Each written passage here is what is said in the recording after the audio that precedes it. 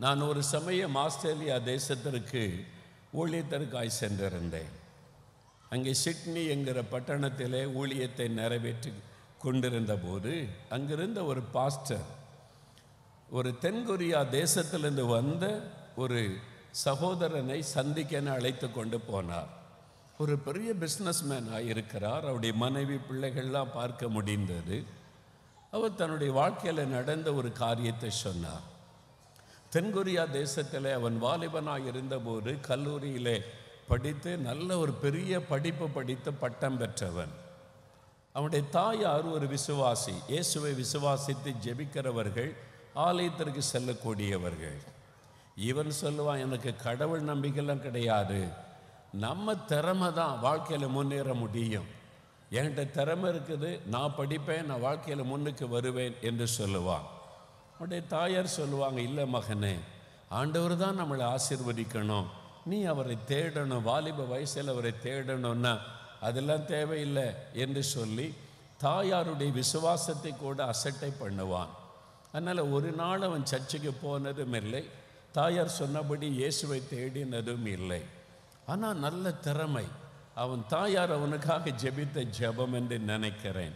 நல்லா படித்து முடித்து பெரிய பட்டம் வாங்கிவிட்டான். அவனுக்குள்ள ஒரு ஆசை இருந்தது, ஆஸ்திரேலியா தேசம் போகணும், அங்கே இப்போ ஒரு பெரிய வேலை செய்யணும், பெரிய கம்பெனியில் பெரிய ஆஃபீஸராக உட்காந்து நிறைய சம்பாதிக்கணும். அவனுடைய உள்ளத்தில் ஒரு ஆசை பல வருஷமாய். அதன்படி அவன் படித்து முடித்தான். தான் வேலை செய்து சேமித்து வைத்திருந்த கொஞ்சம் பணத்தை எடுத்துக்கொண்டு ஆஸ்திரேலியா தேசத்துக்கு வந்தான். சிட்னி பட்டணத்திலே அவன் தங்கி இருந்து வேலை தேட ஆரம்பித்தான். பல கம்பெனிகளுக்கு தன்னுடைய ரெஸ்யூமை அனுப்பினான். இன்டர்வியூக்கெல்லாம் கூப்பிட்டார்கள். இவன் ரொம்ப பெருமையாக போனான், நான் இவ்வளோ படிச்சிருக்க, ஃபைலெல்லாம் கொண்டு காண்பித்தான். அவனை பார்த்தவர்கள், அவனுடைய படிப்பை பார்த்து அவனை விசாரித்த எல்லாரும் சொன்னாங்க, தம்பி நீ ரொம்ப படிச்சிருக்கிற, உன் படிப்புக்கு வேலை எங்கள் ஆஃபீஸில் இல்லை, உன் படிப்புக்கேற்ற வேலை கொடுக்க எங்ககிட்ட அந்த வேலை இல்லை, அப்படியே சொல்லி அனுப்பிட்டாங்க. பல இடத்துல முயற்சி பண்ணினான், எல்லாம் தோல்வி. ஒரு இடத்துல வேலை கிடைக்கவில்லை. அவனுடைய கொண்டு வந்த பணமெல்லாம் தீர்ந்து கொண்டே வந்தது. இனிமேல் சாப்பாட்டுக்கே வழி இல்லாத நிலைமை. தங்கியிருக்கிற இடத்துக்கு வாடகை கொடுக்க முடியாது, சாப்பிட வழியில், காசெல்லாம் கரைந்து விட்டார். சரி, வேலை கிடைக்க மாட்டேங்குது, சொந்த ஊருக்கு திரும்பி போயிடலான்னா அங்கே போனால் என் நண்பர்களெல்லாம் உயர்ந்த நிலைமையில் இருக்கிறாங்க, நான் இப்பொழுது வேலையே இல்லாமல் சும்மா போய் நின்னா எவ்வளோ பெரிய அவமானம், அதை விட மரித்து போய்விடலாம் என்கிற எண்ணம். இப்போ அவனுடைய உள்ளத்தில் ஒரு பெரிய போராட்டம் எழுந்தது. ஊருக்கும் திரும்பி போக முடியாது, அவமானம், இங்கேயும் வாழ முடியாது, எல்லாம் தோல்வி, ஏமாற்றம், என்ன பண்ணுவதுன்னு தெரியவில்லை, இனி வாழ முடியாது, தற்கொலை பண்ணி மரித்து விடலாம் என்று ஒரு மன சோர்வும் கலக்கமும் உள்ளத்தில் வந்தது. இந்த நாட்டில் எனக்கு உதவி செய்ய யாருமே இல்லாத ஒரு தேசத்தில் நான் இருக்கிறேனே, மரித்து விடலாம் என்று ஒரு நாள் அவன் ஒரு தெருவழியாக நடந்து போய் கொண்டிருந்தான். ஒரு ட்ரெயினில் விழுந்து மரித்து விடலாம், அப்படி ஒரு எண்ணம் மனதில் ஓடிக்கொண்டே இருந்தார். அதை நோக்கி அவன் ரயில்வே லைனை நோக்கி நடந்து போய் கொண்டிருந்தான். போகிற வழியில் ஒரு தேவாலயம் இருந்தது. அந்த தேவாலயத்தை அவன் பார்த்தான், கதவுகள் திறந்து இருந்தது. உள்ளுக்குள்ளே பார்த்தான், அந்த ஆல்டரில் லைட் எரிந்து கொண்டிருந்தது. ஆனால் ஆட்கள் யாருமே அங்கே இல்லை. அவன் எட்டி பார்த்தான். அந்த ஆலயத்தை பார்த்த உடனே தன் தாயாருடைய ஜெபமும் தாயார் சொன்ன வார்த்தைகளும் அவனுக்கு ஞாபகத்தில் வந்தது. அவங்க சொன்னாங்க, மகனை இயேசுவை தேடு, அவர்தான் உன்னை ஆசீர்வதிக்க முடியும், உயர்த்த முடியும் என்று சொல்லுவார்கள். எனக்கு அதிலெல்லாம் நம்பிக்கை கிடையாது, நீங்கள் வேணா சர்ச்சுக்கு போங்க அப்படின்னு அவன் அசட்டையாக சொன்னதெல்லாம் ஞாபகத்தில் வந்தது. என் தாயார் சொன்னார்கள், நான் கேட்கவில்லை. இன்றைக்கு என் படிப்பு எனக்கு உதவி செய்யவில்லை, என் தாளந்துகள் திறமைகள் எனக்கு உதவி செய்யவில்லை, நான் சாக போகிறேன். என் தாயார் சொன்னாங்களே இந்த இயேசுவை தேடி என்று, ஒரு முறை நான் அவரை தேடி பார்க்கலாமே என்ற எண்ணம் உள்ளத்தில் வந்தது. தெருவில் நின்று ஆலயத்தை எட்டி பார்த்த அவன் அந்த ஆலயத்துக்குள்ளே மெதுவாக உள்ளே நுழைந்தான். உள்ளே வந்து பார்த்தால் யாருமே இல்லை. ஆலயம் திறந்து வைக்கப்பட்டிருந்தது. அது ஆராதனை நேரமும் அல்ல, யார் வேண்டுமானாலும் எப்பொழுது வேண்டுமானாலும் வந்து ஜெபிக்கட்டும் என்று அந்த ஆலயத்தை திறந்து வைத்திருந்தார்கள். இவன் போனான். அங்கே பெஞ்சுகள் போடப்பட்டிருந்தது. அதில் போய் உட்கார்ந்தான்.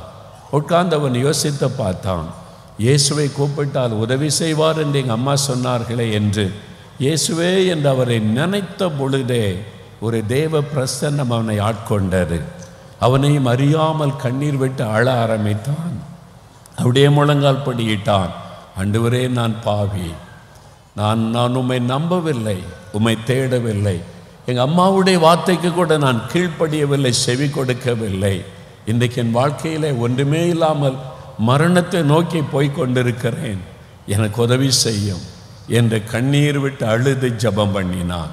சில நிமிட நேரம் கண்ணீர் வடிந்து கொண்டே இருந்தது. அப்படியே தன்னுடைய இருதயத்தில் ஜெபம் பண்ணி கொண்டே இருந்தான். தேவ பிரசன்னம் அப்படியே அவனை ஆட்கொண்டது. யாரோ அருகில் இருந்து தேற்றுவதைப் போல் அவன் உணர்ந்தான். யாரோ என் அருகில் நிற்கிறாங்க, என்னை தேற்றுகிறார்கள் என்பதை உணர்ந்தான். அவனுடைய உள்ளத்தில் இருந்த அந்த பாரம் விலகினது. தற்கொலை எண்ணம் அவனை விட்டு மாறினது. தனக்கு ஒரு ஆசீர்வாதமான எதிர்காலம் இருக்கிறதை அவன் உணரும்படிக்கு அவனுடைய ஆவியிலே ஒரு களி கூறுதல் உண்டானது. அந்த துக்கம் நீங்கி ஒரு சந்தோஷம் உள்ளத்தில் வந்தது. அவனுக்கே ஆச்சரியம், என் உள்ளத்தில் திடீர்னு ஒரு சந்தோஷம் வருகிறது, மகிழ்ச்சி வருகிறது. இது எப்படி? அவனால் கிரகிக்க முடியவில்லை. இதுதான் இயேசுடைய பிரசன்னமா? இதைத்தான் என் தாயார் சொன்னார்களா? இயேசுக்குள்ள வந்து அவ்வளோ பெரிய சந்தோஷமா? என் உள்ளத்தில் அந்த மகிழ்ச்சி பொங்குகிறதே என்பதாய் தற்கொலைக்கு போகாதபடி திரும்பி போனான். அந்த ஆலயத்தில் வந்து தினமும் ஜெபிக்க ஆரம்பித்தான். தேவன் ஒரு வாசலை திறந்தார். அவனுக்கு ஒரு வேலையை கொடுத்தார். ஒரு கம்பெனியில் வேலைக்கு சேர்ந்தான். சின்ன சின்ன வேலையை செய்தான். இயேசு அவனோடு கூட இருப்பதை உணர்ந்தான். மகிழ்ச்சியோடு வாரந்தோறும் ஆலயத்திற்கு போனான். ஆண்டவர் இயேசுவை அறிந்து கொண்டான். ஆண்டவர் அவனை ஆசீர்வதித்து பெரிய தொழில் அதிபராய் கர்த்தர் மாற்றிவிட்டார். இன்றைக்கு பெரிய பிஸ்னஸ் மேனாக இருக்கிறார்.